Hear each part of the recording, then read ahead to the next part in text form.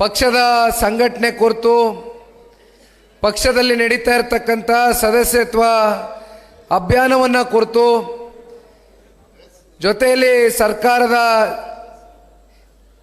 ಜನವಿರೋಧಿ ನೀತಿಯ ಬಗ್ಗೆ ಕೂಡ ಅನೇಕ ಜನ ಚರ್ಚೆಯನ್ನು ಮಾಡಿದ್ದಾರೆ. ನಿನ್ನೆ ದಿನ ವಿಜಯಪುರ ಜಿಲ್ಲೆಗೆ ಭೇಟಿಯನ್ನು ಕೊಟ್ಟಿದ್ದೇನೆ.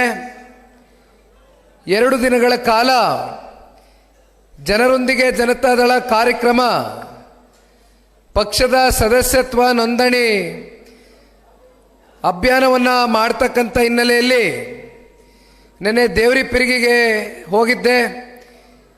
ಇವತ್ತು ಬೆಳಗ್ಗೆ ಇಂಡಿಗೆ ತೆರಳಿದ್ದೆ. ಇವತ್ತು ಬಸವಣ್ಣನ ನಾಡು ಪುಣ್ಯಕ್ಷೇತ್ರ ಬಸವನ ಬಾಗೇವಾಡಿ ವಿಧಾನಸಭಾ ಕ್ಷೇತ್ರಕ್ಕೆ ಬಂದಿದ್ದೇನೆ. ತಾಲೂಕಿನ ಎಲ್ಲ ಜನತಾದಳ ಪಕ್ಷದ ಹಾಗೂ ಅಪ್ಪುಗೌಡರ ಅಭಿಮಾನಿಗಳ ಬಳಗ ಇವತ್ತು ಈ ಕಾರ್ಯಕ್ರಮವನ್ನು ಯಶಸ್ವಿಗೊಳಿಸ್ತಕ್ಕಂಥ ನಿಟ್ಟಿನಲ್ಲಿ ತಾವೆಲ್ಲರೂ ತಮ್ಮ ಬಿಡುವಿಲ್ದಿರ ಸಮಯವನ್ನು ಪಕ್ಷದ ಸಂಘಟನೆಗೋಸ್ಕರ ಇವತ್ತು ಮೀಸಲಿಟ್ಟಿರ್ತಕ್ಕಂಥದ್ದು. ನಿಮ್ಮೆಲ್ಲರಿಗೂ ಪಕ್ಷದ ಪರವಾಗಿ ವೈಯಕ್ತಿಕವಾಗಿ ಒಬ್ಬ ಪಕ್ಷದ ನಿಷ್ಠಾವಂತ ಕಾರ್ಯಕರ್ತನಾಗಿ ಹೃದಯ ತುಂಬಿದ ಧನ್ಯವಾದಗಳು, ಅಭಿನಂದನೆಗಳನ್ನ ತಿಳಿಸ್ಲಿಕ್ಕೆ ಬಯಸ್ತೇನೆ.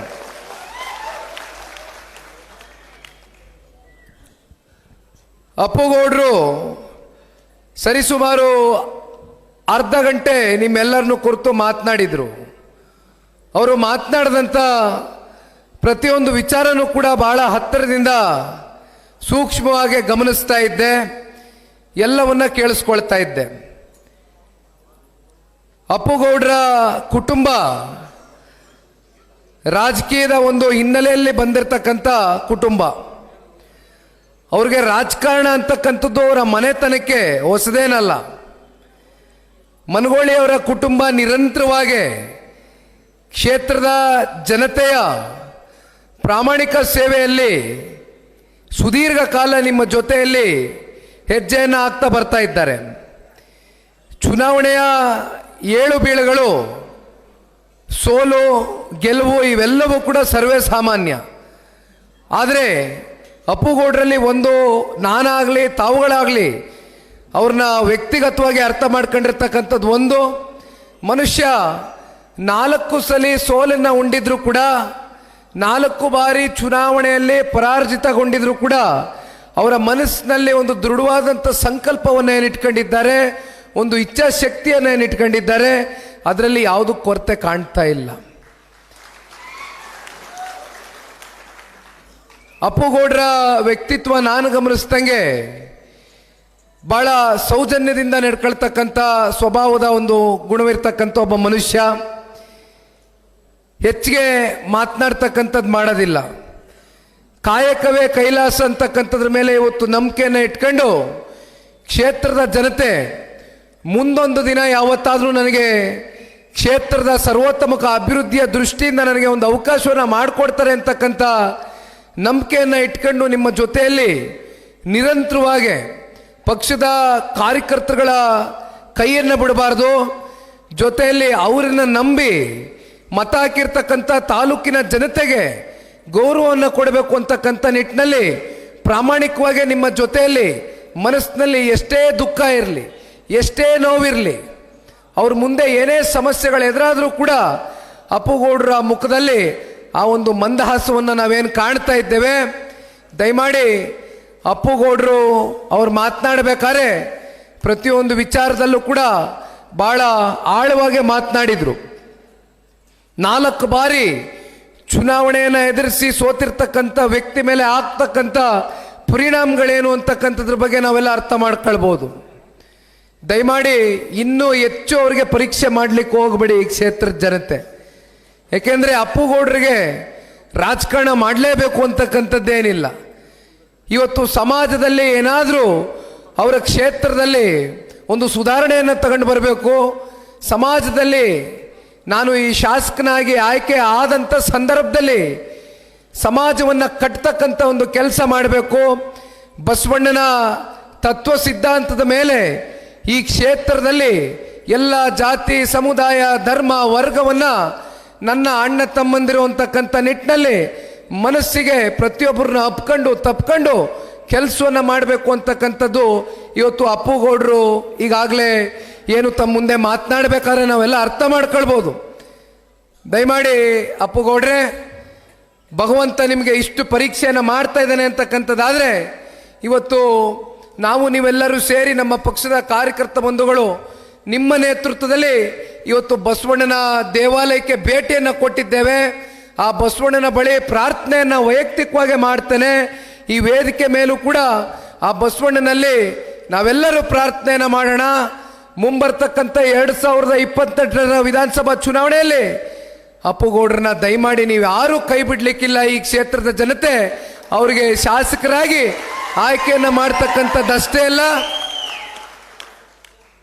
ಇವತ್ತು ವಿಜಯನಗರ ಜಿಲ್ಲೆಯಲ್ಲಿ ಇವತ್ತು ನಿನ್ನೆ ದಿನದಿಂದ ನಾನು ಪ್ರವಾಸವನ್ನು ಏನು ಕೈಗೆತ್ಕೊಂಡಿದ್ದೇನೆ. 3 ತಾಲೂಕುಗಳು ಮೊದಲನೇ ಹಂತದ ಜನರೊಂದಿಗೆ ಜನತಾದಳ ಕಾರ್ಯಕ್ರಮಕ್ಕೆ ಭೇಟಿಯನ್ನು ಏನು ಕೊಡ್ತಾ ಇದ್ದೇನಣ್ಣ.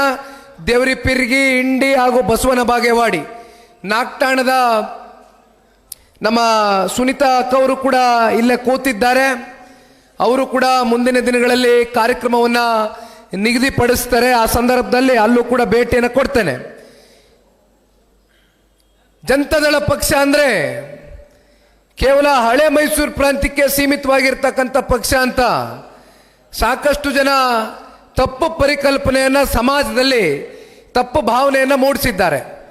ಆದರೆ ನಾನಿವತ್ತು ಇಂಡಿನಲ್ಲೂ ನಿಂತ್ಕೊಂಡಾಗ ಒಂದು ಮಾತನ್ನು ಹೇಳ್ತಾ ಇದ್ದೆ.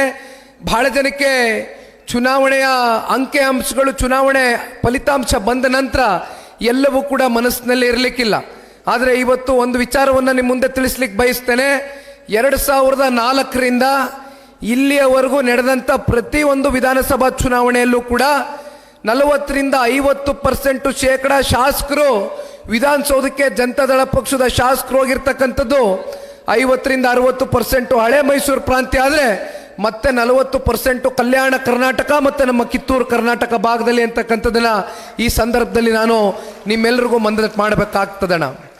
ಇದನ್ನ ಯಾಕೆ ಹೇಳ್ತಾ ಇದ್ದೀನಿ ನಿಮ್ಮ ಮುಂದೆ ಅಂದರೆ, ಇವತ್ತು ಮೈಸೂರು ಜಿಲ್ಲೆ, ಮಂಡ್ಯ ಜಿಲ್ಲೆ, ರಾಮನಗರ, ಕೋಲಾರ, ಚಿಕ್ಕಬಳ್ಳಾಪುರ, ತುಮಕೂರು ಈ ರೀತಿ ಅನೇಕ ಜಿಲ್ಲೆಗಳಲ್ಲಿ ಜನತಾದಳ ಪಕ್ಷ ತನ್ನದಾದಂಥ ಪ್ರಾಬಲ್ಯವನ್ನು ಹೊಂದಿದೆ.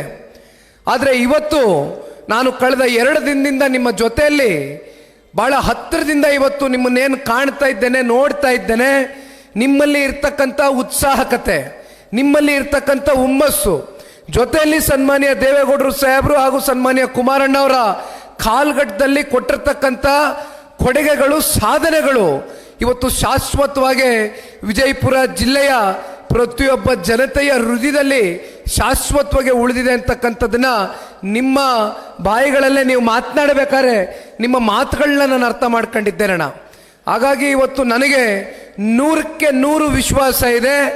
ಯಾವ ರೀತಿ ಹಳೆ ಮೈಸೂರು ಪ್ರಾಂತ್ಯದಲ್ಲಿ ಮುಂಬರ್ತಕ್ಕಂಥ ಚುನಾವಣೆಯಲ್ಲಿ ಜನತಾದಳ ಪಕ್ಷ ಬಹಳ ಬಲಿಷ್ಠವಾಗಿ ಹೊರಹೊಮ್ಮುತ್ತೆ, ಅದೇ ರೀತಿ ವಿಜಯನಗರ ಜಿಲ್ಲೆಯಲ್ಲಿ ಇವತ್ತು ನಾವು ನೀವೆಲ್ಲರೂ ಸೇರಿ ಒಂದು ಶಪಥವನ್ನು ಒತ್ತಬೇಕಾಗ್ತದೆ. ಇದು ಸನ್ಮಾನ್ಯ ದೇವೇಗೌಡರು ಸಾಹೇಬರಿಗೆ 93 ವಯಸ್ಸಿನ ದೇವೇಗೌಡರು ಸಾಹೇಬರು ಮೊನ್ನೆ ದೇವದುರ್ಗದಿಂದ ನಾನು ಅವರು ಹೆಲಿಕಾಪ್ಟರ್ನಲ್ಲಿ ಬರಬೇಕಾದ್ರೆ ಭಾವನಾತ್ಮಕವಾಗಿ ಒಂದು ಮಾತನ್ನು ನನಗೆ ಕೇಳಿದ್ರು, ಒಂದು ಪ್ರಶ್ನೆಯನ್ನು ಕೇಳಿದರು. ಆ ಪ್ರಶ್ನೆ ಏನಪ್ಪ ಅಂದರೆ, ದೇವೇಗೌಡರು ಸಾಹೇಬರು ಹೇಳ್ತಾ ಇದ್ರು, ನೋಡಪ್ಪ ನನಗೆ 93 ವಯಸ್ಸಾಗಿದೆ, ಈ ಪಕ್ಷವನ್ನು ಕಟ್ಟು ಬೆಳೆಸಿರ್ತಕ್ಕಂಥವ್ರು ಸಹಸ್ರಾರು ಸಂಖ್ಯೆಯಲ್ಲಿ ಯಾವುದೇ ನಿರೀಕ್ಷೆಗಳಿಲ್ದಿರ, ಫಲಾಪೇಕ್ಷೆಗಳಿಲ್ದಿರ ಈ ಪಕ್ಷವನ್ನು ಕಟ್ಟು ಬೆಳೆಸಿರ್ತಕ್ಕಂಥ ಲಕ್ಷಾಂತರ ಜನ ಜನತಾದಳ ಪಕ್ಷದ ಕಾರ್ಯಕರ್ತರುಗಳಿದ್ದಾರೆ. ದಯವಿಟ್ಟು ಅವರ ಭವಿಷ್ಯವನ್ನು ರೂಪಿಸಬೇಕಾಗ್ತದೆ, ನಮ್ಮ ಪಕ್ಷದ ಕಾರ್ಯಕರ್ತರನ್ನ ಒಂದು ದಡವನ್ನು ಮುಟ್ಟಿಸ್ಬೇಕಾಗ್ತದೆ ಅಂತಕ್ಕಂಥದ್ರ ಬಗ್ಗೆ ಸನ್ಮಾನ್ಯ ದೇವೇಗೌಡರು ಸಾಹೇಬರು 93 ವಯಸ್ಸಿನ ದಣಿವರಿಯಾದ ನಾಯಕರು ನನ್ನ ಹತ್ರ ಕೂತ್ಕೊಂಡು ಚರ್ಚೆ ಮಾಡಿದಂಥ ಸಂದರ್ಭದಲ್ಲಿ ನಾನು ಸನ್ಮಾನ್ಯ ದೇವೇಗೌಡರು ಸಾಹೇಬರಿಗೆ ಒಂದು ಮಾತನ್ನು ಕೊಟ್ಟಿದ್ದೇನೆ. ಇಲ್ಲಿ ನಿಖಿಲ್ ಕುಮಾರಸ್ವಾಮಿ ರಾಜಕಾರಣದ, ನನ್ನ ರಾಜಕೀಯದ ಬದುಕಿನ ಪ್ರಶ್ನೆ ಅಲ್ಲ, ಇದು ಲಕ್ಷಾಂತರ ಜನ ಜನತಾದಳ ಪಕ್ಷದ ತಾಲೂಕಿನ ನಮ್ಮ ಪಕ್ಷದ ಕಾರ್ಯಕರ್ತರ ಮುಂದಿನ ಭವಿಷ್ಯದ ಪ್ರಶ್ನೆ. ಯಾತಕ್ಕೆ ಇದನ್ನು ಹೇಳ್ತಾ ಇದ್ದೀನಿ ಅಂದರೆ, ಮುಂದೊಂದು ದಿನ ಜನತಾದಳ ಪಕ್ಷ ಅಧಿಕಾರದ ಚುಕ್ಕಾಣಿ ಹಿಡಿದಂಥ ಸಂದರ್ಭದಲ್ಲಿ ಈ ರಾಜ್ಯದ ಸಮಗ್ರ ಅಭಿವೃದ್ಧಿಯ ದೃಷ್ಟಿಯಿಂದ ನಮ್ಮ ಜನತಾದಳ ಪಕ್ಷದ ಕಾರ್ಯಕರ್ತರುಗಳಿಗೆ ಪ್ರಾಮಾಣಿಕರಿಗೆ ಪಕ್ಷ ಗುರುತಿಸಿ ಆ ಅಧಿಕಾರದ ಚುಕ್ಕಾಣಿ ನಿಮ್ಮ ಮೂಲಕ ಇವತ್ತು ಈ ರಾಜ್ಯದ ಜನತೆಗೆ ಸೇವೆಯನ್ನು ಸಲ್ಲಿಸ್ತಕ್ಕಂಥದಕ್ಕೆ ಮುಂಬರ್ತಕ್ಕಂಥ ದಿನಗಳಲ್ಲಿ ನಾವು ನೀವೆಲ್ಲರೂ ಸೇರಿ ಪಕ್ಷ ಕಟ್ಟಬೇಕಾಗ್ತದಣ್ಣ.